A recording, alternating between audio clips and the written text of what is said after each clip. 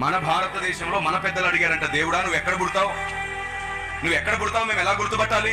అప్పుడు దేవుడు మన భారతదేశానికి మన పెద్దలకు చెప్పాడంట, వేదాహమస్య భువనస్య నాభిం అని చెప్పాడంట.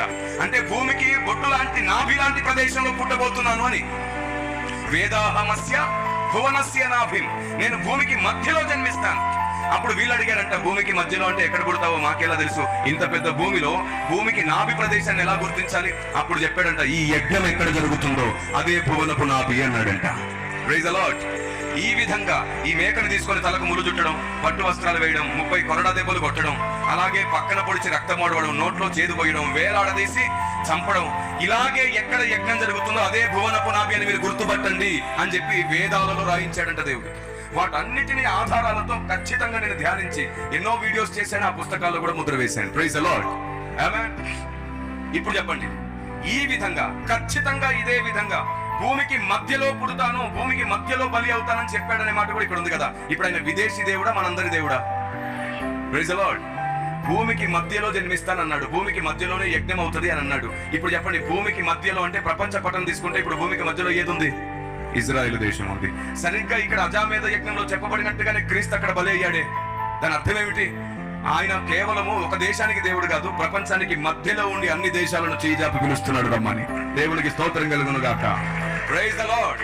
గుర్తుంచుకోండి, దేవుడు బైబిల్లో అంటే క్రీస్తు బైబిల్లోనే పూర్తిగా ఉన్నాడు, కానీ క్రీస్తును గుర్తించడానికి గుర్తులు మాత్రమే మనకు అన్ని చోట్ల దొరుకుతున్నాయి. తెలుసా, మన పెద్దలు అడిగారంట, మన భారతదేశంలో మన పెద్దలు అడిగారంట, దేవుడా నువ్వు ఎక్కడ పుడతావు, నువ్వు ఎక్కడ పుడతావు, మేము ఎలా గుర్తుపట్టాలి? అప్పుడు దేవుడు మన భారతదేశానికి మన పెద్దలకు చెప్పాడంట, వేదాహమస్య భువనస్య నాభిం అని చెప్పాడంట. అంటే భూమికి బొట్టు లాంటి నాభి లాంటి ప్రదేశంలో పుట్టబోతున్నాను అని. వేదాహమస్య భువనస్య నాభిం, నేను భూమికి మధ్యలో జన్మిస్తాను. అప్పుడు వీళ్ళు అడిగారంట, భూమికి మధ్యలో అంటే ఎక్కడ పుడతావో మాకెలా తెలుసు, ఇంత పెద్ద భూమిలో భూమికి నాభి ప్రదేశాన్ని ఎలా గుర్తించాలి? అప్పుడు చెప్పాడంట, ఈ యజ్ఞం ఎక్కడ జరుగుతుందో అదే భువనపు నాభి అన్నాడంట. Praise the lord.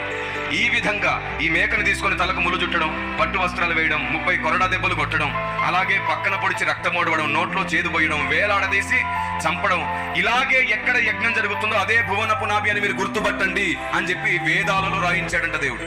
వాటన్నిటిని ఆధారాలతో ఖచ్చితంగా నేను ధ్యానించి ఎన్నో వీడియోస్ చేశాను, ఆ పుస్తకాల్లో కూడా ముద్ర వేశాను. Praise the Lord. ఆమేన్.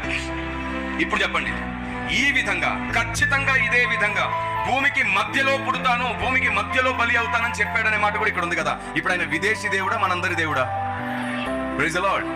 భూమికి మధ్యలో జన్మిస్తానన్నాడు, భూమికి మధ్యలోనే యజ్ఞం అవుతుంది అని అన్నాడు. ఇప్పుడు చెప్పండి, భూమికి మధ్యలో అంటే ప్రపంచ పటం తీసుకుంటే ఇప్పుడు భూమికి మధ్యలో ఏది ఉంది?